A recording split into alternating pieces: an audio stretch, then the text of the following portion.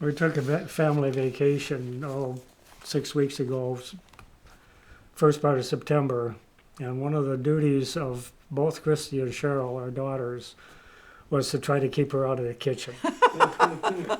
Did not work. So Oh, it did too. each day is important. I started my spiritual journey as an infant. My parents were missionaries for the Lutheran Church of America in Tanzania, East Africa. I was baptized and a covenant was begun between God and myself and my parents. I was homeschooled first grade by my mom, and I went to boarding school at Augustana School in Kiamboi, Tanzania for second grade when I was 6, almost 7 years old. At boarding school, I was given a big sister, and we would go outside in the early morning for devotions before breakfast. These times were the start of my daily walk with God. The whole school, 1st through 8th grades, would have evening devotions singing hymns around the piano from youth's favorite hymns. I have most of the hymns memorized because we sang them so much. Music and the words of hymns speak to me a great deal. I'll wake up in the night and phrases of these hymns that I've been listening to all day long will go through my mind, and they'll go through over and over again. Keith and Kristen Getty are my absolute favorite. They have an album coming out, and this one, Christ Our Hope in Life and Death, is on the new album.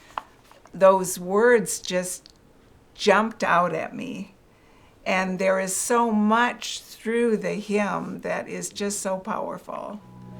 I had confirmation classes for 7th and 8th grade and was confirmed at Augustana School. This was a very special and meaningful time as I confirmed my baptismal vows and further strengthened my relationship with God. I married Jim Weir in Tanzania in December 1971. 2 daughters were born while we worked at RVA in Kenya. We have since lived and worked at South Wayne, Wisconsin, New Mexico, and now in Menominee.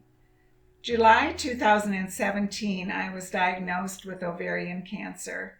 2 major surgeries, the cancer coming back 3 more times, losing my hair 4 times, 24 chemo treatments, 6 each time.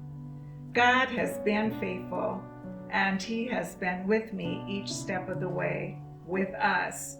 There have been many miracles along the way, and so many stories of His faithfulness in my life, both before and after cancer. The side effects of the chemo itself have been very difficult. Feeling really sick, feeling really nauseated, not able to eat, not able to drink, feeling so fatigued that you can hardly stand up and get out of the chair. Just for general information, what's the status of cancer now? She's gone through the 4 courses of chemo and coming in from the CT scan and waiting for the results and finding the cancer still there is hard.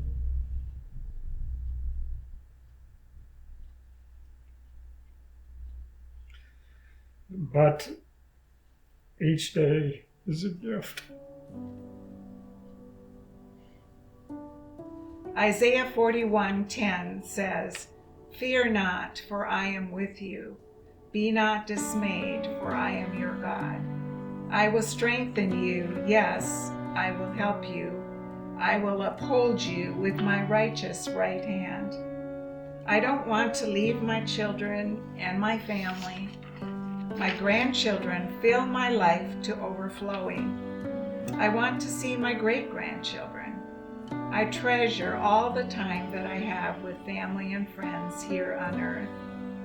Daily, I choose to let go, to surrender to God's will in my life, because I know that the best is yet to come. So we've wondered and thought about the fact of, has any good come out of cancer?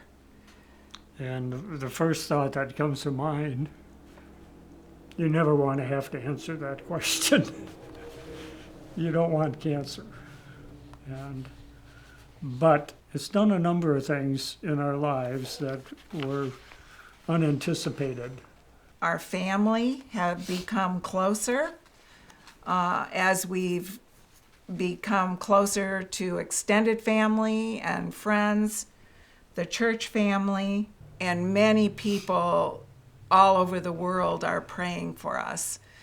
And so we feel on a daily basis, we feel God's presence, and we feel that He's with us. And I will go into procedures and different things, and there will just be a covering of peace for both of us in those situations. Philippians 1:21, for to me to live is Christ and to die is gain. It's a lifestyle testimony. And we've often said, I don't know how people who don't have Christ in their lives can go through this because of despair. The complete hopelessness of life, and the thing that has gotten us through and that we can share is, I have hope. We have hope. Yeah, we've cried, but we're also able to laugh and just enjoy life through all this. It's a hope that comes through that other people can see and do. And then to be able to say God gives us strength each day to go through it. It is so important and so comforting to know that there are people in our church that are praying for us, people in our community that are praying for us. And we run into people in Aldi's that we haven't seen for a long time and say, oh, we're praying for you, and just almost random encounters. Another very favorite verse has been Romans 5:4.